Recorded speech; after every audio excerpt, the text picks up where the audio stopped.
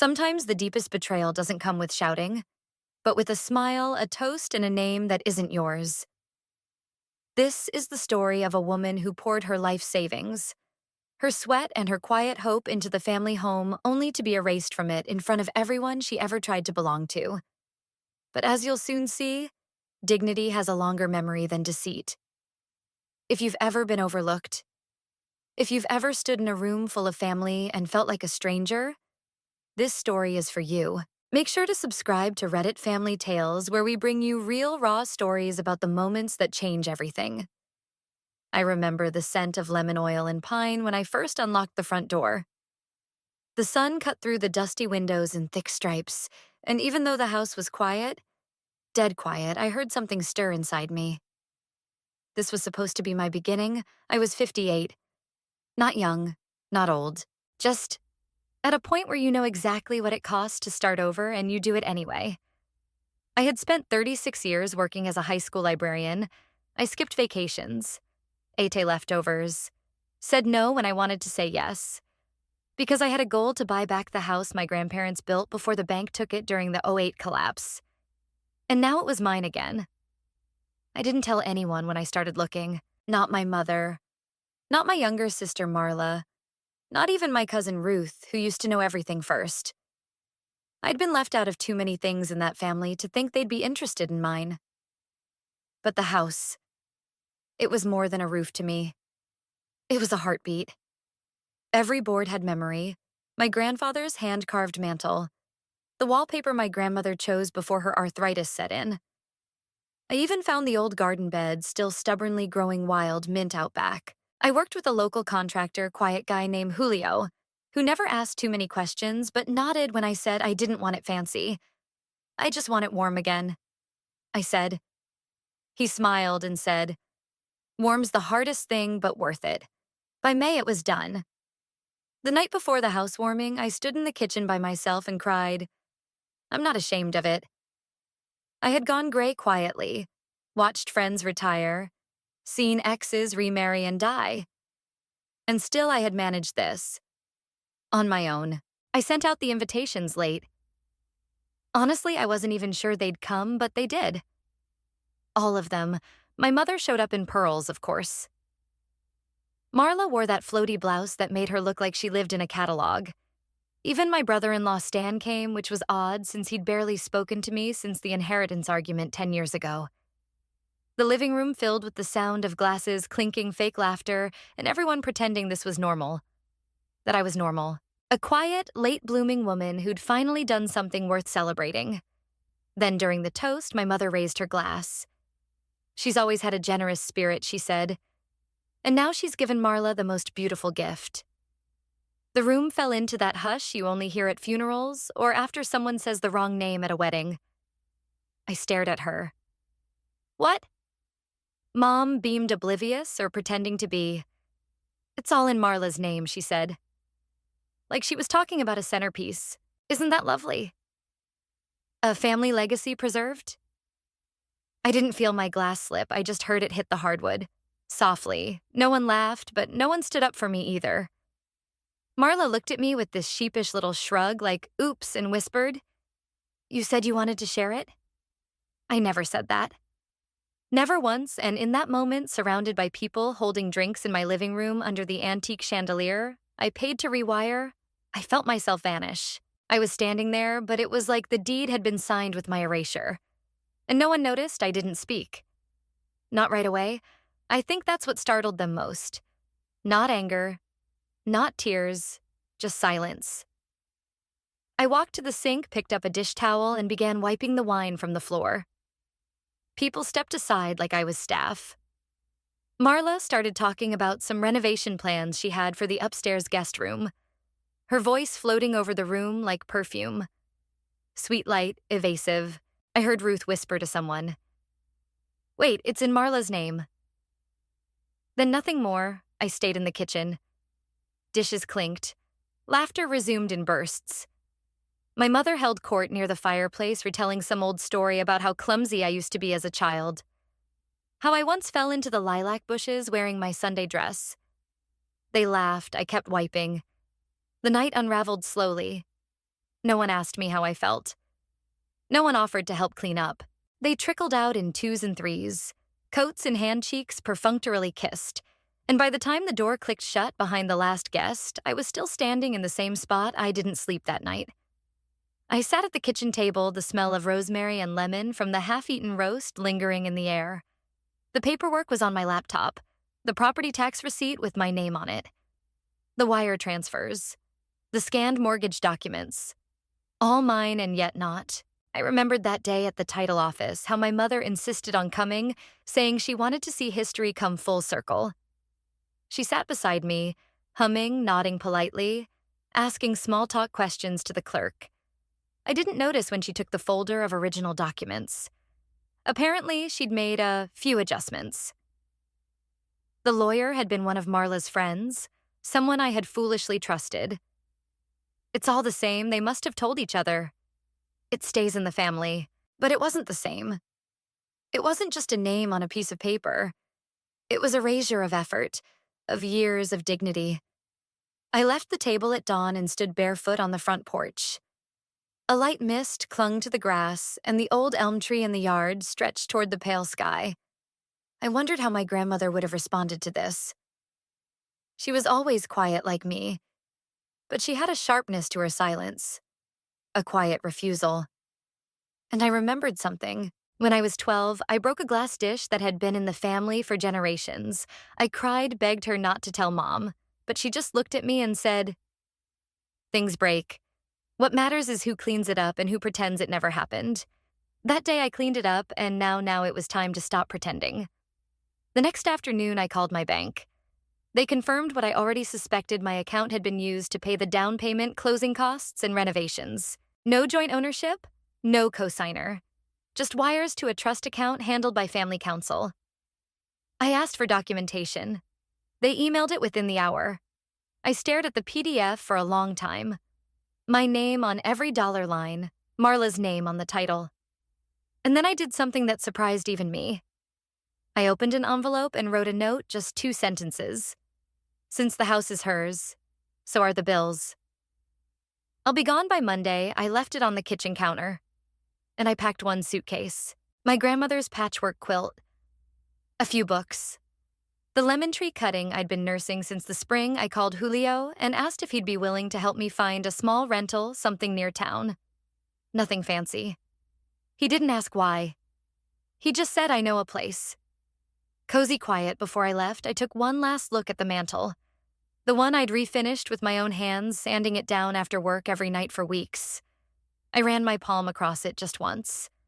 Then I left the key in the mailbox, not because I'd given up, but because sometimes leaving is the only way to stay yourself. The rental Julio found was an old carriage house behind a retired florist's bungalow. It had creaky floors, a chipped sink, and windows that whined when you opened them. But it was mine, entirely mine. No shared titles, no family oversight, no surprises wrapped in bows. I moved in on a Wednesday. The silence hit me hard the first night. Not the quiet of peace, but the quiet that comes when your bones finally stop bracing for impact. I thought I'd cry, but I didn't. I just sat on the little love seat listening to the rain tick the roof like an old clock, and I felt hollowed out. There's a certain kind of grief no one warns you about. The grief of realizing your own family doesn't see you. Not really, that you could save sacrifice, rebuild something from ashes, and still be considered the lesser daughter, the placeholder, the one who waits until others have chosen. That hollow feeling followed me for days. I stopped answering calls. Marla left a few voicemails, mostly half-hearted attempts at smoothing things over. "Hey, I didn't know you'd be so upset. Mom said you wanted to keep it in the family, and I'm just better with the paperwork side of things. Let's not make this weird." She used the word like I'd spilled something embarrassing on a white rug. I didn't respond. Instead, I threw myself into quiet routines. Early morning walks. Tea at the local cafe, volunteering at the library's used book sale. I rearranged donated hardcovers like it would put something else in my life back in order. And it helped a little. One afternoon, while sorting a box of old literature, I found a first edition copy of To the Lighthouse. I held it in my hands.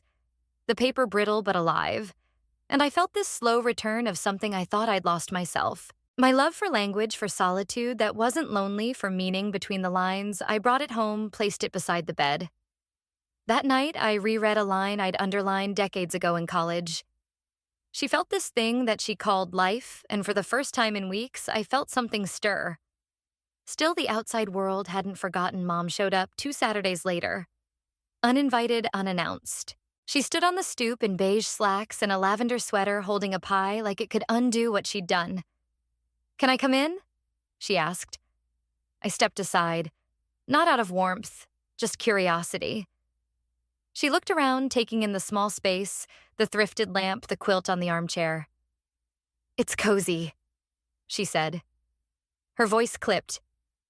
"Though I can't imagine you being happy here long term." I said nothing. She sat down, folded her hands over her purse. "I didn't mean to hurt you," she said. "You always kept to yourself. We just assumed you didn't want the responsibility. Marla's good at managing things. She's better with people." I almost laughed. Not out of amusement, just disbelief. "Is that what I've been to you?" I asked someone who doesn't want responsibility. "After everything I've done, after buying the house, paying every cent." Mom flinched. "It's not about money, sweetheart." I looked at her. Then really looked. And I saw it. The same dismissive softness she used when I brought home perfect report cards. When I graduated without fanfare. When I nursed her after surgery and Marla flew off to Aspen. It wasn't malice. It was something colder. Convenient blindness. "You didn't just give her my house," I said, voice low. "You erased me from it." She didn't respond. Just picked up her purse, smoothed her skirt. "Well," she said, standing, "I hope this phase helps you find what you're looking for." And she left the pie on the counter. That night, I threw it in the trash. And for the first time, I didn't feel guilty. It was about 3 weeks later when the utility bills arrived, addressed to me. Water, gas, electric. Even the landscaping invoice from the company I'd hired months earlier. All still coming to my name. My email, my credit card. I stared at the stack.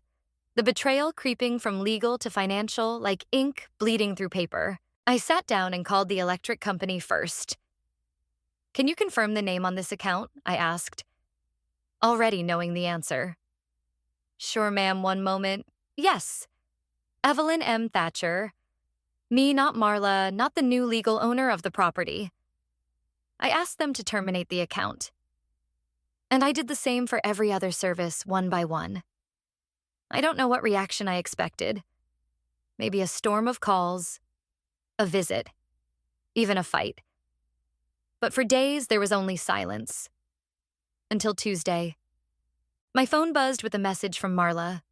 "The power's out at the house. Did you forget to pay something?" I stared at it. "Forget," I typed back 2 words. "Ask Mom." Within minutes, the phone rang. I didn't answer, and I didn't need to. A few hours later, an email came from a new address, Marla's lawyer, "Dear Ms. Thatcher. There seems to be some confusion regarding ongoing property-related expenses." I didn't read the rest. I forwarded it to an attorney I'd known from a local book club, Eleanor Raines, a retired estate lawyer with a love of strong tea and Jane Austen. I met her for lunch the next day. Eleanor listened, nodding quietly, then said, "You may not own the title anymore, but if they used your funds and misrepresented the transaction, there may be legal leverage. I'm not looking to sue." I said, "I'm not even looking to get the house back. I just want it acknowledged that what they did was wrong." She looked at me for a long moment, then said, "Sometimes acknowledgement only comes when people fear exposure." I didn't want revenge, but I wanted clarity. Something real. Eleanor drafted a letter. Not a threat. Not a lawsuit. Just a plain cold breakdown of the facts. Dates, dollar amounts, signed documents. Email confirmations, bank transfers. And at the bottom, a request for written confirmation that all utilities, taxes, and future expenses would be moved to the legal owner's name. We mailed it to both Mom and Marla. I didn't hear anything for a week, and then the letter came. No apology. No explanation. Just a single signed document transferring all accounts to Marla, effective immediately. No thank you. No acknowledgement of what it had cost me. But I framed it. Not out of pride. Out of proof. Proof that I wasn't crazy, that what had happened happened. That the invisible daughter had left a paper trail. I didn't go near the old house again, but sometimes at the market or library, I'd overhear things Marla struggling with upkeep. Complaining about the roof, asking around for a contractor who doesn't charge ridiculous rates. Julio told me without prompting that he'd turned her down. I build homes for people who live in them, he said. Not for people who steal them. I smiled then. A real smile. One night I got a call from Ruth. I heard what happened. She said, her voice soft. You were quiet about it. I wish you hadn't been. I was tired of explaining myself. I replied. She paused, then said, well, for what it's worth. I think what you did was brave. I don't know if it was bravery, but it was something close to freedom. Spring turned to summer. The town bloomed again, azaleas along the sidewalks, children chasing ice cream trucks, wind chimes singing in the distance, and I was still in the carriage house, still alone. But the aloneness had changed. It didn't ache as much. It didn't whisper failure. It had softened into something almost sacred, my own quiet, my own time, my own breath. No one could overwrite me here. No one could step in and rename what I built. The lemon tree cutting had started to sprout a second leaf. That tiny sign of life meant more than anyone could guess. At the library's summer fair, I ran the used book table. A young woman college age lingered near the biographies. She held up a worn copy of Educated and said, did this really happen? Families doing that? I met her eyes. Yes, I said, more often than you'd think. She hesitated, then bought the book and whispered, thanks for being here. That stayed with me, not the sale. The thanks, some weeks later, Julio stopped by. He brought honey from his uncle's farm and a box of tiles. He thought I'd like for the backsplash I'd been meaning to update. I heard the house is on the market, he said. Casually setting the box down, Marla listed it last week. I blinked. Of course she had. They'd wrung what they could from it. My work, my money, my silence. And now they were moving on. No ceremony. Just like that. I didn't ask the price, I didn't need to. Instead, I poured Julio some tea and asked him how his sister's bakery was doing. Life moved on in small, precise steps, and then came the email. From a woman named Melanie Klein, a writer from a regional magazine doing a feature on historic homes and the women preserving them. I heard from someone at the library that you restored the Thatcher house. She wrote, would you be open to an interview? I sat with it for an hour. Then replied, I no longer live there, but I'd be happy to share my part of the story. A week later, she came to the carriage house with a tape recorder, a notebook, and kind, curious eyes. I told her everything. Not bitterly, not dramatically. Just plainly. How I'd bought it, why I restored it, what happened at the housewarming. She didn't interrupt. She just nodded. When we finished, she said, do you want your name included? And I said yes. Not to be vindicated, but to be known. The article came out in August. It wasn't sensational. Just a thoughtful, quiet piece titled, The Woman Who Brought the House Back to Life, Then Walked Away. It had my picture in it, standing beside the lemon tree, and that was the first time in my life I felt seen. The magazine article stirred something I didn't expect. Not fame, not attention, just resonance. A week after it published, I started receiving letters.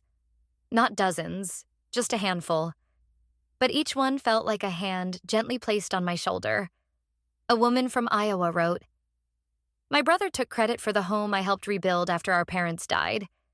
Your story made me feel less alone. Another from Vermont, I cried in the library reading about you. Not because I felt sorry, but because I finally understood my own silence. One man sent no return address. Just a note, I wish my mother had stood up for herself the way you did. I kept each one in a small wooden box under my bed. On quiet nights, I reread them not to nurse the past, but to remember I wasn't invisible anymore. Then came the voicemail. Hi, Evelyn, it's Marla. Listen, we saw the article Mom's not happy. She says it makes the family look bad. But I wanted to ask, could you talk to the writer and see if they can adjust some of the language? Maybe downplay the ownership thing. People are starting to talk. I stared at my phone. The way she said adjust like, truth was wallpaper that could just be peeled and restuck. I didn't call her back. Instead, I called Melanie the writer and thanked her. Not for the piece, but for the honesty of it. She laughed gently. That's rare, she said. Most people want the honesty softened. Not anymore, I told her. By September, the house had sold Julio.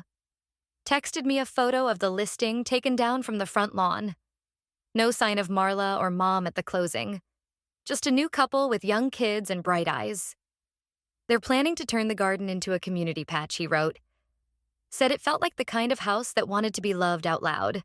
I stood on the porch of my little carriage house and looked up at the sky deep blue, the kind that makes you believe in new seasons. That night, I pulled out my old journals. Not to dwell, but to begin, I started writing not just about the house, but everything. The childhood birthdays no one remembered. The holidays where I set the table but sat alone. The summers I spent volunteering while Marla traveled Europe. It poured out of me like rain after drought, and then something unexpected happened. Ruth? My cousin called again. I read the article, she said. Twice, Evelyn, I didn't know half of what you went through. I was right there and still didn't see it. You weren't supposed to? I said quietly.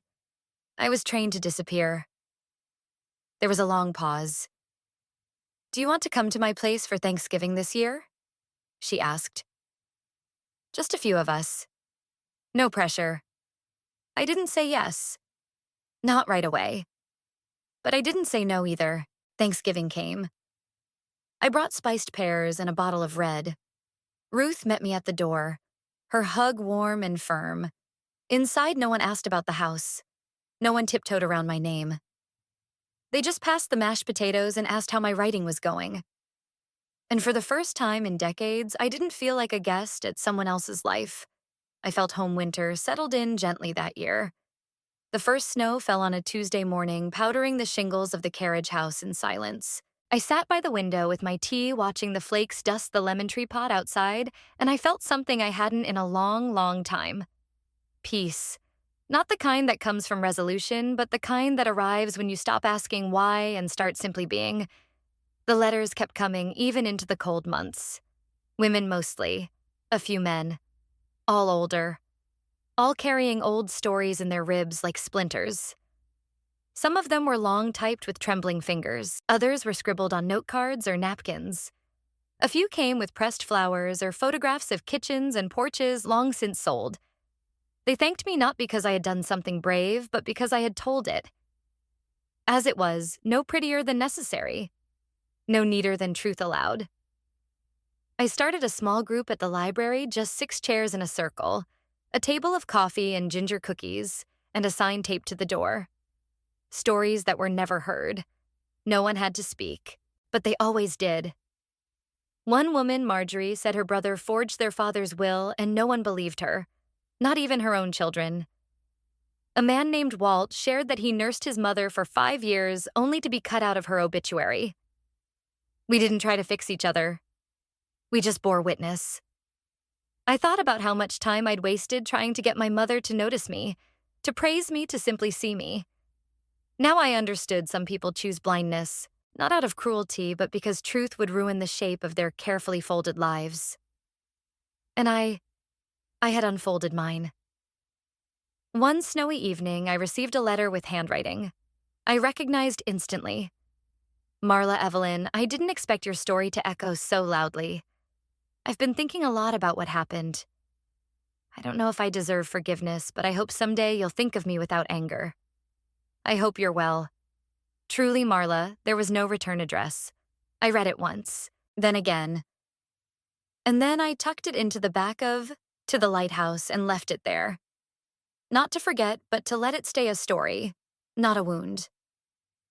This past weekend, the new family in the old house hosted a community garden day. I walked past just once on my way home from the market. There were kids painting flower pots, a woman with a sun hat trimming rosemary laughter echoing from the porch. One of the kids ran up and handed me a marigold seedling and a Dixie cup. "This is for you," he said. "Everyone gets one." I smiled. "Thank you." I walked home with the cup cradled in both hands. That night, I planted it next to the lemon tree. I sat on my porch as the sun went down, the last light bending over the eaves of my small, warm house. I had no title deeds, no grand declarations, but I had soil beneath my fingernails, a quiet name in print, and my story untouched, unadjusted, and fully finally mine. Thank you for listening to my story. If it stayed with you, if you saw a piece of your own life in mine, please consider subscribing to Reddit Family Tales. We share stories that speak the truths many live but few say out loud, because sometimes being seen is the beginning of everything.